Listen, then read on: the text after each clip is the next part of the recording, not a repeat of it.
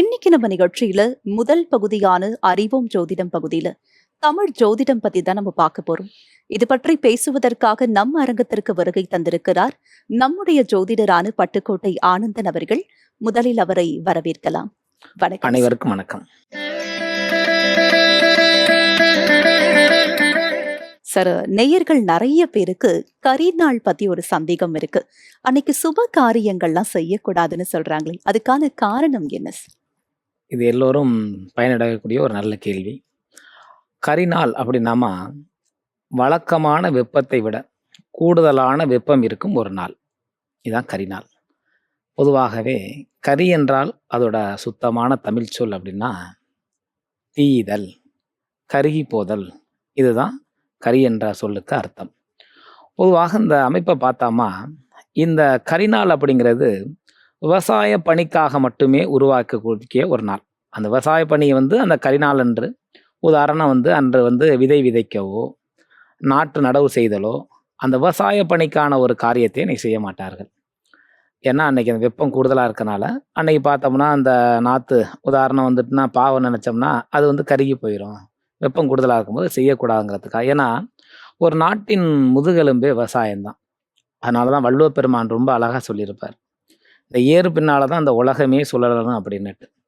அப்போ அந்த விவசாய பணியை அதாவது எப்படின்னா ஒரு கண்ணும் கருத்துமாக செய்து வந்தார்கள். செய்யும் தொழிலே தெய்வம்னா அதை ஒரு தெய்வீகமாகவே அந்த பணியை செய்து வந்தார்கள் நம் முன்னவர்கள். அப்படி இருக்கக்கூடிய ஒரு காலகட்டங்களை நீங்கள் பார்த்தீங்கன்னா கூட, உதாரணம் நம்ம சங்க கால இலக்கியங்களெல்லாம் நீங்கள் பார்த்தீங்கன்னா தெரியும். இந்த திரிகடுகம், சிலப்பதிகாரம் இதிலெல்லாம் ரொம்ப அழகாக சொல்லியிருப்பாங்க. என்னென்னா மாதம் மும்மாறி மழை பெய்யும் அப்படின்னுட்டு. அப்போ அந்த சரியான கால இடைவெளியில் ஒரு சீராக பொழியும் என்று அவ்வளோ அழகாக சொல்லியிருப்பாங்க புலவர்கள். அன்னைக்கெல்லாம் கால தட்பவெப்பம்னு சொல்லலாம் ஒரே மாதிரி இருந்துச்சு. இன்றைக்கி அப்படி இல்லை.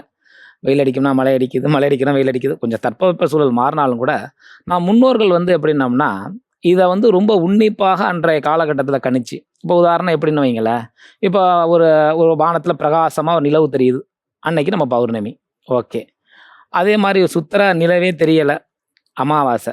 சந்திரனோட சலனத்தை வச்சு எப்படி அதை கணிக்கிறோமோ சூரியனோட தீச்சனியத்தை வைத்து இந்த கரிநாள் கணக்குப்பட்டது. அந்த அமைப்புகளில் இந்த சூரியனோட வெப்பம் அதிகமாக இருக்கிறதுனால அந்த காலகட்டங்களில் இந்த நற்செயலை நம்ம செய்ய வேண்டாம் அப்படின்னு பயிர்களுக்காக மட்டும் ஒதுக்கி வச்சுருந்தாங்க. இதில் இன்னொரு சூட்சமமான கருத்து கூட, இந்த ஜோதிடம் இந்த விவசாயம் அப்படிங்கிறது இந்த உலகத்திற்கே கற்றுக் கொடுத்தவர்கள் நம் முன்னவர்கள் தாங்கிறது இந்த கரிநாள்லாம் ஒரு சான்று. ஏன்னா அந்த கரிநாள் உலகத்தில் என்ன, இந்தியாவிலேயே தமிழகத்தில் மட்டும்தான் அனுஷ்டிக்கிறாங்க. அதுக்கான ஒரு இதுக்கெல்லாம் ஒரு நம்ம சான்றாக வச்சுக்கக்கூடியது இந்த கரிநாள். ஏன்னா அந்த விவசாய பணிக்காக நம்மளேருந்து போனது தான். இது மெசோடோமியாவிலேருந்து வந்தது, அங்கேருந்து வந்தது, எகிப்திலேருந்து சோதிடம் பறந்து வந்ததுங்கிறதெல்லாம் பொய். நம் தமிழர்கள் கண்டுபிடித்தது என்பதுதான் உண்மை. அப்போ இந்த கரிநாள் அப்படிங்கிற ஒரு தன்மையில் இவங்க என்ன செஞ்சாங்கன்னா, அன்றைக்கி வெப்பங்கள் கூடுதலாக இருக்கும் பட்சத்தில், உதாரணம் நம்மளோட ஹார்மோன் அன்றைக்கி அந்த வெப்பம் அதிகமாக இருக்கும்போது ஓரா சுரக்கும். அது சுரக்கும் போது என்ன, உணர்ச்சி வசப்படக்கூடிய சூழலை உருவாக்கும். சட்டுன்னு கோவம் வர்றது அமைப்பு. இந்த மாதிரியான ஒரு காரியங்களில் வரும்போது ஒரு பொது நிகழ்ச்சியாக ஒரு நல்ல காரியம் பண்ண போகிறோம், ஒரு கல்யாணம் பண்ண போகிறோம், ஒரு காது குத்து, ஏதோ ஒரு மனை சார்ந்த விஷயத்தை கூட பண்ண போகிறோம். அப்போ நீங்கள் படபடப்போட இறுக்கத்தோடு இருந்தெல்லாம் அது ஒரு சிறப்பாக இருக்காது. அப்போ இந்த வெப்பத்தின் காரணம் கருதி அதை கொஞ்சம் ஒதுக்கிக்கிட்டாங்க, அவ்வளவுதான். கரிநாளோட தருணத்தில் நம்ம எடுத்துக்கிட்டோம் அப்படின்னம்னா, இன்னும் சொல்ல போனோம்னா என்னங்க நீங்கள் அப்போ கரிநாள்லாம் யாருமே கல்யாணம் பண்ணக்கூடாதுங்கிறாங்க, காது குத்தக்கூடாதுங்கிறாங்க, இப்படிலாம் சொல்கிறாங்களே அப்படின்னா, அது இந்த வெப்பத்திற்காக மட்டுமே சொல்லப்பட்டது. விவசாயத்துக்காக ஒதுக்கணும். அதுக்கப்புறம் இது என்ன பண்ணாங்கன்னா, அந்த வெயில் வெப்பத்துக்காகவும் நம்ம என்ன வெளியில் போகிறத தவிர்த்துக்கிறோம். அன்றைக்கெல்லாம் உங்களுக்கு வாகன வசதிகள் கிடையாது, நடந்தே போகணும் எங்கே போனாலும். ஒரு 100 ஆண்டுக்கு முன்னாடிலாம் நம்ம தாத்தா பாட்டி நடந்து தான் போனாங்க. அப்புறம் கொஞ்சம் வசதி வாய்ப்பான வந்தவர்கள் வண்டி மாடை வச்சுருந்தாங்க. அப்படி வண்டி மாடை வச்சு போனாலும் கூட அந்த சீவராசி கூட கஷ்டப்படும் இல்லையா அந்த வெப்பத்தினால. அதனால் அவங்க அந்த காலகட்டங்களில் அந்த சுபகாரியத்தை அதனால் மட்டுமே அந்த வெப்பத்தின் காரணமாக ஒதுக்கி கொண்டார். இன்றைக்கி அப்படி இல்லை. ஏர்னா காரு, ஏசி இதெல்லாம் இன்றைக்கி சௌகரியமான வசதிகள் வந்துருச்சு. இந்த நாளை கண்டிப்பாக நம்ம ஒதுக்க வேண்டிய தேவையே இல்லை. நல்ல ஒரு அற்புத நாள் தான். சரி, ஓகேங்க, இதெல்லாம் சொல்கிறீங்க. இப்போ நம்மளோட தமிழர்களுக்கான ஒரு உச்ச பண்டிகை, தமிழர்கள் பாரம்பரியமாக சும்மா 100-200 வருஷம் இல்லை, பல்லாயிரக்கணக்கான வருடங்களாக ஒரு பண்டிகையை கொண்டாடுறாங்கன்னா அது என்ன பண்டிகை? தை மாதம் பொங்கல் பண்டிகை. அப்பேற்பட்ட பொங்கல் பண்டிகை தான் தமிழர்களின் அடையாள சின்னம். சொல்ல போனோம்னா தை பிறந்தால் வழி பிறக்கும், தை மாதம் தான் எல்லாங்கிறாங்க. இன்னும் ஒரு சாரர் பல அறிஞர்கள்லாம் தை மாதம் புத்தாண்டாக கொண்டாடுங்கிறாங்க. அப்பேற்பட்ட ஒரு நல்ல நாள் தை 1ஆம் தேதி பொங்க வைக்கிற அன்னைக்கு ஏன் கரிநாள் வருது? இது பிக்ஸ்டு, இதில் மாற்றம் இல்லை. அதாவது என்னென்னா வருடத்திற்கு ஒரு 34 நாட்கள் கரிநாள் வரும். அதில் தை 1ஆம் தேதி கரிநாள், 2ஆம் தேதி கரிநாள், 3ஆம் தேதி கரிநாள். நீங்கள் வச்சலாம் வீட்டு பொங்கல் அன்னைக்கு வச்சா கரிநாள், மாட்டு பொங்கல் அன்னைக்கு வச்ச கரிநாள், காணும் பொங்கல் வச்சா கரிநாள். ஏன் அப்போ அந்த கரிநாளை ஏன் அன்னைக்கு வைக்கிறாங்க? முன்னோர்கள் ஏன் அந்த நாளில் வச்சுருக்காங்க?